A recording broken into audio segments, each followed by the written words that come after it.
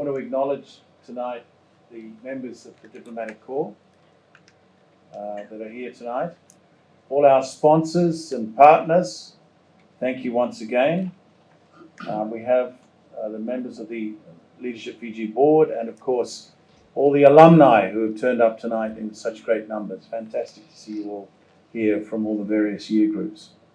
And most importantly, employers, friends, family of our 2021 fellows who will be acknowledged this evening. And of course our newbies, the 2023 group for Leadership Fiji, who you'll be meeting tonight. I want to also particularly acknowledge tonight one of our alumni who we're particularly proud of, Isarong Emmanuel, who's here as Assistant Minister of Finance. Welcome, sir. Isarong is of our 2003 group, which so we are particularly proud that finally we are seeing Leadership Fiji alumni there in that cabinet and starting to make an impact. And we'll hear shortly from our star graduate, the Honourable Vosarongo, very shortly.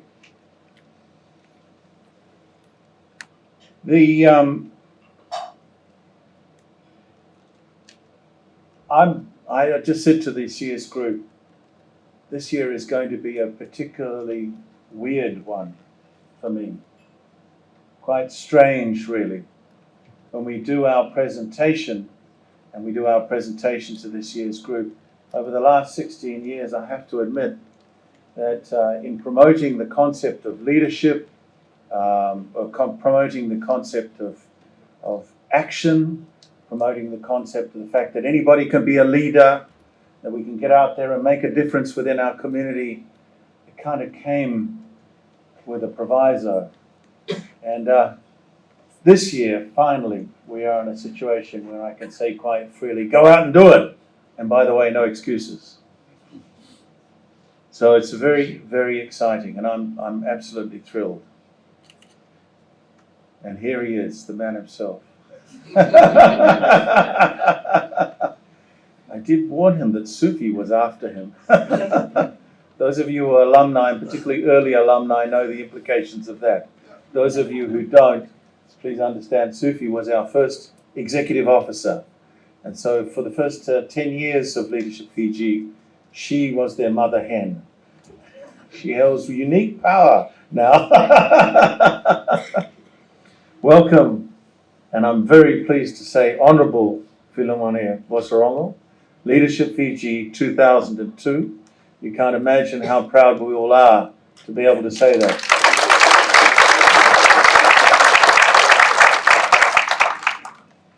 I was just going to say, hopefully we can get to the point with Leadership Fiji and a bit of something for our alumni to take back to Cabinet.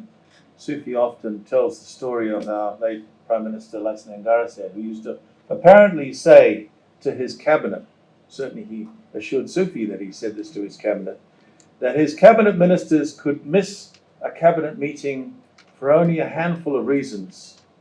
Sickness, being out of the country, and speaking at Leadership Fiji apparently was the only other excuse. We are looking forward to a much wider representation from government and in our programs, not only as speakers but also as participants, and that's something that we're really excited about, including, we hope, later in the year, the resumption of lunch with our Prime Minister. And of course, Prime Minister Rambuka has always been a strong supporter of Leadership Fiji ever since for the last 20 years or so. So we're really looking forward to resuming that as a regular feature. This is our 22nd year of operation. 535 alumni now in the Leadership Fiji community. And we've certainly come a long way since Philly and Ritesh and Rajesh, various others, were in that initial year group of 2002. Sufi's babies, so to speak. And the program has continued to evolve, and this year, once again, we've introduced new, and we're going to introduce a whole range of new features, including today, when we introduced an extra session to the opening retreat, which this year's group participated on. They got all the rules today. Normally we do it on the first day of the retreat. Now they have no excuses. Fazia has got them absolutely well and truly under her command, and we're ready for a fantastic opening retreat.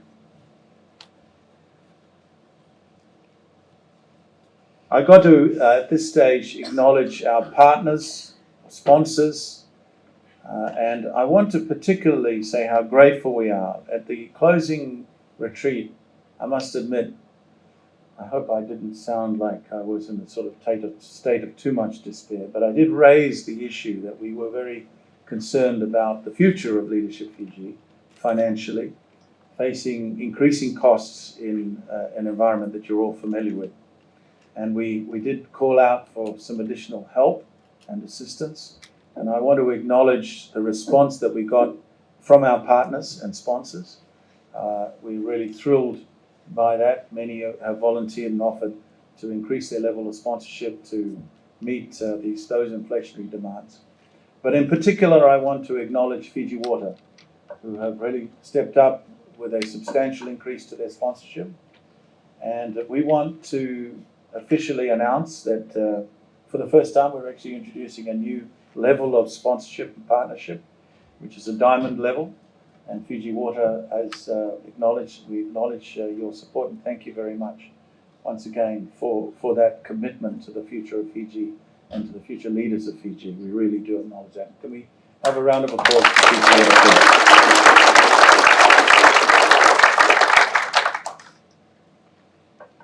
Obviously, these continue to be challenging times, and we're really inspired by the support from the Fiji Water Foundation. Just also, I'd like to, at this stage, acknowledge the support that we've had in the recent times from the Fiji Times. I did mention in my closing that we were a bit desperately looking for a new home. And so Fiji Times have stepped in and provided us with temporary accommodation.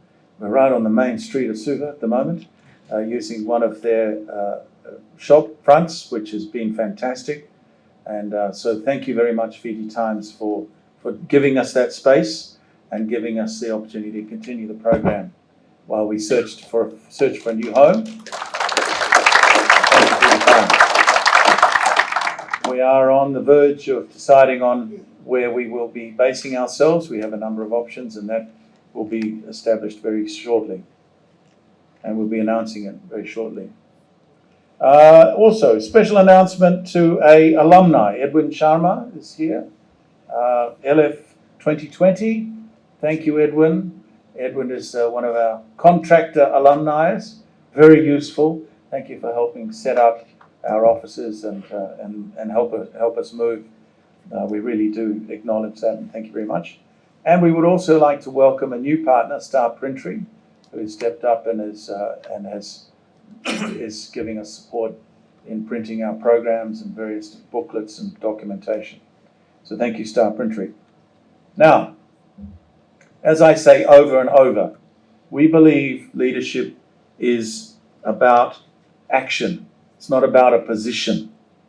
And of course, we also believe that anyone can be a leader. Anyone at any level of the community can effect change.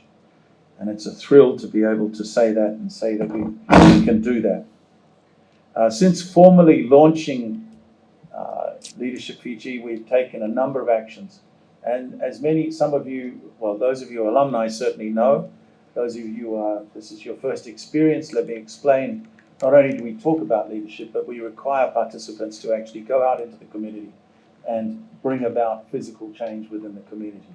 It's about them exercising those leadership principles that we talk about.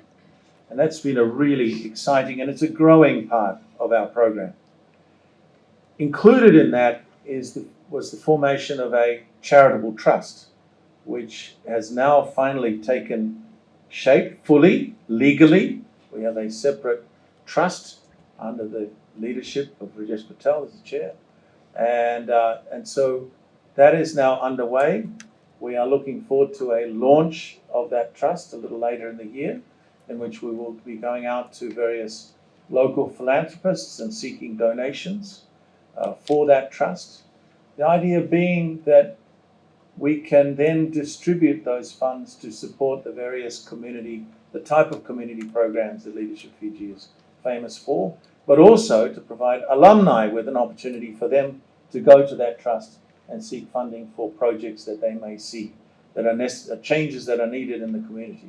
So we're really excited about that. We've been running it for the last couple of years with some early seed money that's provided by various philanthropists, and so far $135,000 has been distributed around 23 community projects, and so that's really very much the start of that program. Watch that space. We will be talking more about that, and we're really looking forward to really pushing that as we go forward. We also are great believers in not only just focusing on the core program, but looking at different ways in which we can take the principles and talking about the principles behind Leadership Fiji to the wider community. And so one of the things that we've been running in recent years is the high school prefix program. We're looking to expand that. This involves alumni going to local high schools and in some cases primary schools, particularly around this time of year when prefects are being inducted, and running leadership training programs for those schools. I believe there is a group going to Yat Sen in the next week, and we're looking forward to other programs in the coming weeks as well as schools get back into action. And by the way, if you have your local high school that is in need of that type of program, please feel free to get in touch with Shireen, and we'll look to expand that as much as we're really looking to grow that as a way in which we can encourage our alumni to pay back within their local communities and practice a little bit of training of leadership as well as doing leadership. Overall, we've trained nearly 1,000 high school prefects and about 55 primary school prefects over the recent years. We also had a children's program which we were also reviewing and continuing. We would like to continue. That's one aimed at primary school students. And what is also very exciting is that we've seen an increase in organizations coming to us seeking training. One of our more recent, we're looking forward to doing some training for Bread Bank. That's coming up shortly. And that is a great way for us to get out and target the corporate community, but obviously it's an important revenue generator for the organization, and it's an exciting part of that. And so we're running a range of different shorter form leadership training programs, and that's something that we will continue to work to grow. Now, let's get to our, I do want to also acknowledge at this stage our fellows, and let me explain a little bit about the Fellows program, which kind of links to what I was talking about before. So tonight we're going to acknowledge the Leadership Fiji Fellows from 2021. Okay? So this group of people, and we'll hear about it more, have gone out, they've made a difference in their community, so they completed the program in 2021. In 2022, they were required to go out into the community and bring about change in line with the vision that they had set for themselves during the year they did the program. Does that make sense? So tonight we'll hear what they have accomplished. I'm sure you will be very proud and be very impressed by what they've accomplished, and they will be acknowledged then not only as graduates of Leadership Fiji, but fellows of the Leadership Fiji program as well. So that is a very important part of the Leadership Fiji story. We're looking forward to that. And of course, the other stars of the evening are LF 2023. This year we interviewed 73 applicants for 30 positions. And it is always hard to get the right mix within the group. We do like to make sure that we get as diverse a group as possible, physically, in terms of where they're from, and also in terms of the industries in which they belong to. And so it's, and of course we're looking to balance gender and ethnic communities, all sorts of. So we have as diverse an experience as possible, quite apart from careers. So this year's group is a very exciting group. We've got representation from all over the country, including, for the first time, representation from the Eastern Division. Speak up. Sorry, I'm getting the signal from the back. Okay, that's better.